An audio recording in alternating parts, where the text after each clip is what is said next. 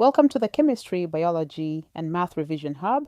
Today we're doing the Pearson Edexcel International Advanced Level Biology, Unit 1 for January 2025. Let's begin with the first question. In question 1, the question tells us that polysaccharides and proteins we eat are digested and the products of digestion are transported in the blood plasma as a solution in water. So they ask, which of the following statements about water are correct? Let's look at each one. A single molecule of water is composed of an oxygen atom joined to two hydrogen atoms by hydrogen bonds. This is false. Within the water molecule, the bonds are covalent, not hydrogen bonds. Hydrogen bonds form between water molecules. Water is a solvent. True, it dissolves many substances because it's polar. The oxygen in a water molecule has a small negative charge, and the hydrogen atoms each have a small positive charge. Also true. That's due to the difference in electronegativity between oxygen and hydrogen. So the correct statements are 2 and 3 only, making the answer C.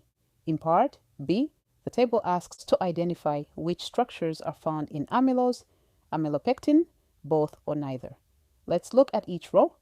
Glycosidic bonds are found in both amylose and amylopectin. 1,4 alpha bonds are also found in both. Branched side chains are found only in amylopectin, not amylose, which is unbranched. Then in part C, they give us 2 amino acids and ask us to complete the diagram by showing the peptide bond that forms between them. Remember, when 2 amino acids join, a condensation reaction occurs. A water molecule is lost and a peptide bond forms between the carboxyl of one amino acid and the NH2 of the other. So the final structure should show a bond between the carbon of the carboxyl group and the nitrogen of the amine group, the removal of one OH from the carboxylic acid and one H from the amine group to show that water has been removed. In question 2, cancer can develop in many parts of the body. In the first part, state what is meant by the term cancer. To answer this, cancer is a disease resulting from uncontrolled cell division. This typically occurs due to a mutation in DNA, such as in genes that regulate the cell cycle. Some cancer cells can spread to other parts of the body, a process called metastasis. In the second part, in a study, scientists determined the number of deaths caused by 5 types of cancer in one country. The scientists then analyzed the number of deaths caused by these cancers in 3 ethnic groups. The graph shows the results of this study. Here the bar graph compares cancer death rates across 3 ethnic groups and one combined category for all ethnic groups. From the graph, we can observe that lung and bronchus cancer has the highest number of deaths in all cases. Ethnic group 2 has the highest number of lung and bronchus cancer deaths. Ethnic group 3 has the lowest for all cancer types. For prostate cancer, ethnic group 2 has noticeably more deaths than group 1. Colon and rectum cancers are similar in all groups, but slightly higher in group 2. Pancreatic cancer deaths are fairly consistent, but slightly higher in group 2. Then they say, compare and contrast the number of deaths caused by these cancers in ethnic groups 1 and 2. To score 4 marks, you must include similarities and differences using specific cancer types from the graph. Pay attention to which types cause the most or fewest deaths. From our observation, lung and bronchus cancer causes the highest number of deaths in both groups. Pancreatic cancer causes the lowest number of deaths in both groups. Deaths from all other cancers are higher in ethnic group 2 than in ethnic group 1. Next they say, which is the percentage difference between the number of deaths caused by lung and bronchus cancer in ethnic group 1 and ethnic group 3. From the graph, group 1 equals 47 deaths, group 3 equals 18 deaths, mean equals 47 plus 18 divided by 2 equals 32.5. Difference equals 47 minus 18 equals 29.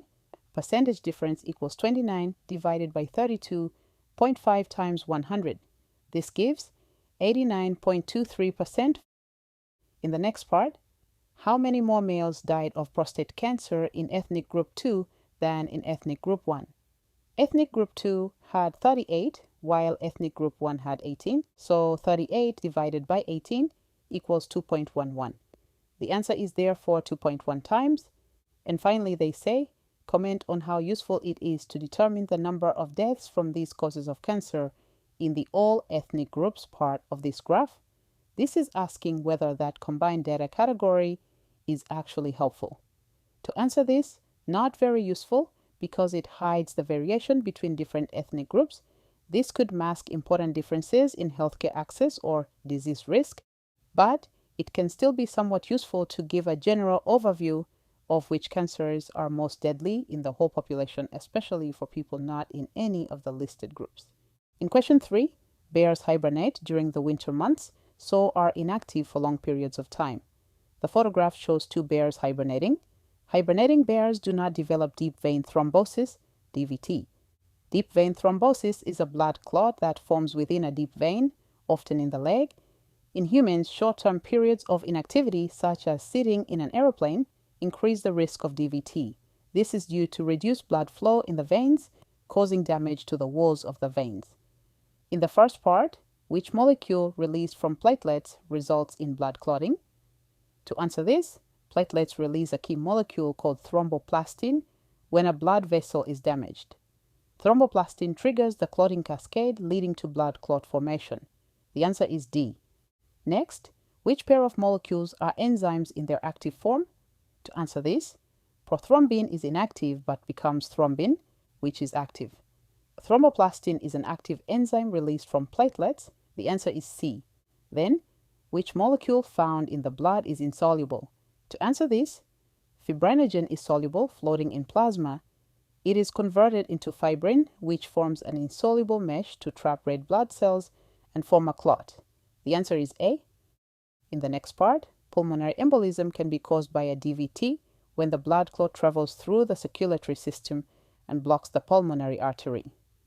Symptoms of pulmonary embolism include difficulty in breathing and a rapid heart rate. Suggest why pulmonary embolism can result in these symptoms. Here, blocking the pulmonary artery reduces blood flow to the lungs, meaning less oxygen is taken up. The reduced oxygen levels lead to difficulty breathing. The heart compensates by beating faster to try and deliver more oxygen, causing a rapid heart rate. So I said, a pulmonary embolism blocks blood flow to the lungs, reducing oxygen uptake. This causes difficulty in breathing. The heart beats faster to compensate for the reduced oxygen, resulting in a rapid heart rate. In the next part, a study of bears in Sweden discovered that these bears produced less HSP47 protein when hibernating in the winter. This protein is found on platelets and is involved in the binding of platelets to damage blood vessels. Discuss whether this discovery could be useful to humans. To break this down, HSP47 may play a role in forming blood clots. If reducing HSP47 prevents clots in bears, it could reduce risk of DVT or pulmonary embolism in humans. Studying this could lead to new treatments or medications that reduce clotting risks during periods of inactivity, for example after surgery or long flights. So I said, this discovery could help develop treatments to reduce the risk of DVT in inactive humans. If reduced HSP47 lowers clot formation in bears, targeting this protein in humans could be useful. It may lead to safer blood thinning strategies without completely stopping clotting. In question 4, obesity indicators are used to assess the risk of cardiovascular disease, CVD, including coronary heart disease, CHD. Obesity indicators include body mass index, BMI, and waist to hip ratio, WHR. In the first part, describe the differences between CVD and CHD. To answer this, CVD, cardiovascular disease, is a general term for diseases of the heart and blood vessels, including stroke, heart failure, and hypertension. CHD, coronary heart disease, is a specific type of CVD that affects the coronary arteries supplying the heart muscle. So I said, CVD is a broad term for diseases of the heart and blood vessels. CHD is a type of CVD that specifically involves the narrowing or blockage of the coronary arteries. In the next part, a woman who was 165 centimeters tall had a mass of 68 kilograms, a waist circumference of 85 centimeters, and a hip measurement of 101 centimeters. Calculate the BMI of this woman. They have given us the formula to use. To solve this, 165 centimeters equals 1.65 meters. BMI equals 68 divided by 1.65 squared gives 24.98. Next, calculate the WHR of this woman. WHR in chest waist circumference, a hip circumference, waist 85 centimeters, hip 101 centimeters. WHR equals 85 divided by 101 gives 0.84. In the next part, scientists collected data to evaluate these two obesity indicators for their effectiveness in predicting death from CVD and CHD. This study involved 9,206 adults aged from 20 to 69 years from Australian cities. This study started in 1989 when measurements for the obesity indicators were taken. Risk factors, including blood pressure and blood cholesterol levels, were measured. Information about other risk factors was recorded but not measured. By the year 2000, 473 of these adults had died. The data were compared with the causes of death. In the first part, explain why high blood pressure is a risk factor for CVD. To answer this, high blood pressure increases the force on artery walls. This damages the endothelium lining, leading to inflammatory response and plaque buildup. Accumulation of cholesterol may lead to clot formation, so I said high blood pressure damages the artery walls, leading to plaque buildup, atherosclerosis. This narrows the arteries, increasing the risk of cardiovascular events like heart attacks or clot formation. Next, some other risk factors were recorded as being either present or absent but were not measured. Name 2 other risk factors that might have been recorded but not measured. These include smoking, level of exercise, gender, age, alcohol intake, family history of cardiovascular disease. Final part, the graphs show BMI and WHR of men and women who died due to CVD or CHD. Let's first describe the trends in the graphs. In the first graph, deaths increase sharply with BMI above 30, especially for men. Women show a smaller increase. In the second graph, WHR above 0.90 shows a steep rise in CVD deaths. Again, men are at higher risk than women at high WHR values. In the third graph, a similar pattern. Men's CHD deaths rise significantly above BMI 30. Women's deaths remain relatively low. In the fourth graph, higher WHR above 1.0 strongly correlates with increased CHD deaths. Men again show higher risk than women. Then they say, discuss the usefulness of these two obesity indicators in predicting death from CVD and CHD. Since I already described the graphs, let me just read what I wrote. So I said, BMI and WHR are useful predictors because they show a clear trend of increasing death rates with higher values, especially in men. WHR appears to be more accurate at predicting CVD and CHD deaths. Both are practical tools for large-scale health assessments. Overall, WHR is more useful than BMI. However, no error bars, so not valid. In question 5, Michelson and Stahl provided data that supported the theory that DNA replicates by semi-conservative replication. In the first part, state the meaning of the term semi-conservative replication. To answer this, semi-conservative replication means that each newly formed DNA molecule contains one strand from the original DNA and one newly synthesized strand. This ensures genetic continuity and reduces errors, as the original strand acts as a template. So the answer is, each DNA molecule formed contains one original parental strand and one newly synthesized strand. Next part, describe the role of DNA polymerase in the process of DNA replication. To answer this, DNA polymerase joins complementary DNA nucleotides to the template strand by forming phosphodiester bonds and ensures correct base pairing during replication. Next, Michelson and Stahl used mononucleotides made with either heavy nitrogen 15 or light nitrogen 14 in their experiments. The flowchart summarizes part of one experiment performed by Michelson and Stahl. They grew bacteria in different conditions.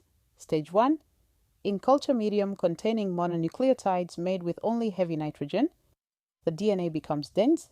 Stage 2, bacteria from stage 1 grown for 1 generation in a culture medium containing mononucleotides made with light nitrogen. Stage 3, bacteria from stage 2 grown for 1 generation in a culture medium containing mononucleotides made with light nitrogen. After each stage, a sample of DNA was taken from the bacteria and the DNA molecules separated on a density gradient in a tube. DNA with only heavy nitrogen has a mean density of 7.74. DNA with only light nitrogen has a mean density of 7.60. Michelson and Stahl measured the concentration of DNA with different densities. The graph shows the results of these measurements for DNA molecules with only light nitrogen. As you can see, the density is 7.6. Next, they say, complete the graphs to show the concentrations and densities of the DNA molecules produced at the end of stages 1, 2, and 3 shown in the flowchart. You are asked to draw the density distribution of DNA at the end of each stage. At the end of stage 1, all DNA is heavy nitrogen, single peak at 7.74. At the end of stage 2, all DNA is hybrid, a peak at intermediate value between 7.60 and 7.74. It is about 7.67 AU. At the end of stage 3, half the DNA is hybrid and half is fully light. Two peaks, one at intermediate density, approximately 7.67, one at light density, 7.60. Both peaks should be of equal height, same concentration. In question 6, a high blood cholesterol level is associated with an increased risk of cardiovascular disease, CVD. First part, the graph shows the relationship between blood cholesterol levels and the coronary heart disease, CHD death rate, in men in 4 parts of the world. Let's look at patterns and trends in the graph. As blood cholesterol levels increase, the CHD death rate also increases. Northern Europe has the highest CHD death rate at each cholesterol level. Japan and Mediterranean regions have much lower CHD death rates, even at similar cholesterol levels. So there is a positive correlation between blood cholesterol level and CHD death rate in all countries. At the same cholesterol level, Japan and Mediterranean countries have much lower CHD death rates, suggesting other factors may influence CHD risk. There is a higher death rate in Northern Europe. Next part, cholesterol can be transported in the blood as low-density lipoproteins, LDLs, that are made in the liver. The diagram shows the LDL, so here we see the structure of the LDL. Statins can be used to reduce blood cholesterol levels. Statins reduce cholesterol synthesis, reduce the synthesis of ApoB protein, and increase the number of LDL receptors on the surface of liver cells. In the first part, statins can cause side effects. Give 2 side effects of taking statins. These include muscle pain, liver damage, digestive problems, increased risk of type 2 diabetes. Next, liver cells take up cholesterol by endocytosis. Explain how an increase in these LDL receptors will help to reduce blood cholesterol levels. To break it down, low-density lipoprotein carries cholesterol in the blood. LDL receptors on liver cells remove LDL from the blood by endocytosis. Increasing the number of receptors means more LDL is taken up from the bloodstream. So, an increase in LDL receptors means more LDL cholesterol will attach to the liver cells and be removed from the blood by the liver. This reduces blood cholesterol levels and lowers the risk of cardiovascular disease. Next, familial hypercholesterolemia, FH, is a genetic disorder that results in high levels of LDLs in the blood. In the UK, approximately 270,000 people have FH. The disorder affects 1 in 250 people in the UK. Calculate the population size of the UK. We are told 270,000 people have FH, 250 people are affected. To calculate population equals number affected times ratio. So 270,000 times 250. This gives 6.75 times 10 to the power of 7. Next, the disorder can be caused by a mutation in the gene that codes for LDL receptors. Suggests why statins are less effective in treating people who are homozygous for this disorder. Note that FH is caused by a mutation in the gene coding for LDL receptors. Homozygous individuals have no functional LDL receptors. Statins work partly by increasing LDL receptors. So, statins are less effective because people who are homozygous for FH have few or no functional LDL receptors. Since statins rely on these receptors to remove LDL from the blood, the treatment has limited impact. Final part, Another drug is a short antisense strand of DNA from the ApoB gene. Suggest how this antisense strand of DNA would reduce the levels of ApoB protein. Here, an antisense strand binds to the mRNA of the target gene, ApoB. This prevents translation by blocking the ribosome. Result, no ApoB protein is made. So, the antisense DNA binds to the mRNA for ApoB protein, preventing it from being translated. This reduces production of ApoB protein, which may lower LDL synthesis. In question 7, the structure of the cell membrane has been modeled to interpret the data available at the time. The diagram shows a timeline of 6 models proposed for the structure of the cell membrane. This is from 1900 to 1980. In the first part, Overton suggested that some types of solute could cross the lipid membrane, whereas other types of solute could not. Explain the difference between these two types of solute and why only one type can cross the lipid membrane. Remember that the lipid membrane is made up of phospholipids with nonpolar tails facing each other. Nonpolar molecules can dissolve in and diffuse through the lipid layer easily. Polar or charged solutes, like ions, cannot cross because they are repelled by the hydrophobic core. So I said, nonpolar solutes can cross the lipid membrane because they dissolve in the hydrophobic lipid bilayer. Polar or charged solutes cannot cross because they are not compatible with the hydrophobic interior of the membrane. Next, Langmuir's model was a single layer of phospholipids. Explain why the phospholipids in a cell membrane cannot be arranged in a single layer. First, phospholipids have hydrophilic heads and hydrophobic tails. A single layer would expose the hydrophobic tails to water, which is not energetically stable. A bilayer arranges the tails inward, away from water, and heads outward, interacting with water. So I said, a single layer would expose the hydrophobic tails to water, which is energetically unfavorable. In a bilayer, the tails are shielded from water, while the hydrophilic heads face outward, maintaining stability. Then they say, Gorter and Grendel suggested that there were various types of phospholipid, but they were all arranged in a bilayer. Give 2 ways in which phospholipids can be different from each other. Here, phospholipids can differ in the length or saturation of their fatty acid tails. Next, the Davson and Danieli model was the first to include proteins. Explain why some membrane proteins would not be able to carry out their transport functions if they were located only on the surface of the phospholipid bilayer. Remember, transport proteins often span the membrane to form channels or carrier pathways. Surface proteins cannot span the bilayer and thus cannot form a complete pathway for transport. So I said, membrane proteins located only on the surface cannot span the bilayer and so cannot form channels. This prevents them from transporting molecules across the membrane. Then, Robertson implied that there was no space between the phospholipid layers and that the thickness of the membrane could be measured. A micrograph is provided and the thickness of the membranes between X and Y is 22.8 nanometers. Calculate the magnification of this photograph. Express your answer to 2 significant figures. Here, measure the image thickness between X and Y using a ruler. Use the formula. Magnification equals image size divided by actual size. Image size equals 5.5 millimeters. And the actual size equals 22.8 nanometers, which is 0.0000228 millimeters. Magnification equals 5.5 divided by 0.0000228, which equals 2.4 times 10 to the power of 5. Finally, in 1972, Singer and Nicholson proposed the fluid mosaic model of the cell membrane. Explain why their model has been given this name. To answer, the model is called fluid because the phospholipids and proteins can move within the membrane.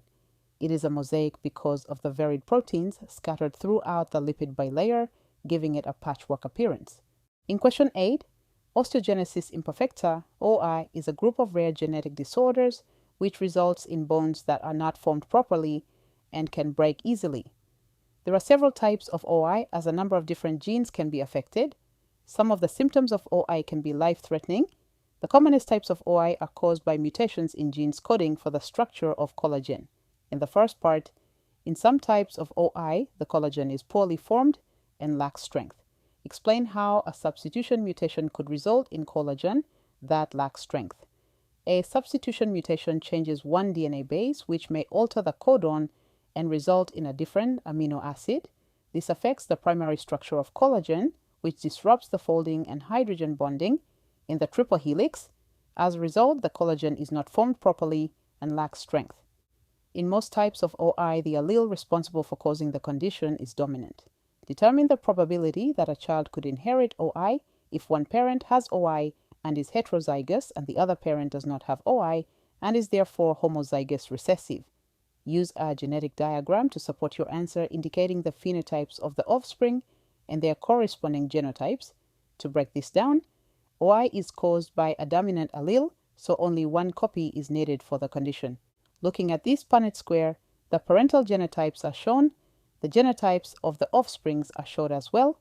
Phenotype ratio of affected to unaffected is 1:1, so probability that a child could inherit OI is 50%. Next, genetic screening can be used by couples who are at risk of having a child with OI. The genetic screening options include pre-implantation genetic diagnosis, PGD, and prenatal testing. The diagram gives some information about some of the types of prenatal testing available to these couples. Here they show extra information about the screening process. Discuss the advantages and disadvantages of the genetic screening options available to couples at risk of having a child with OI. Use all the information in the question and your own knowledge to support your answer.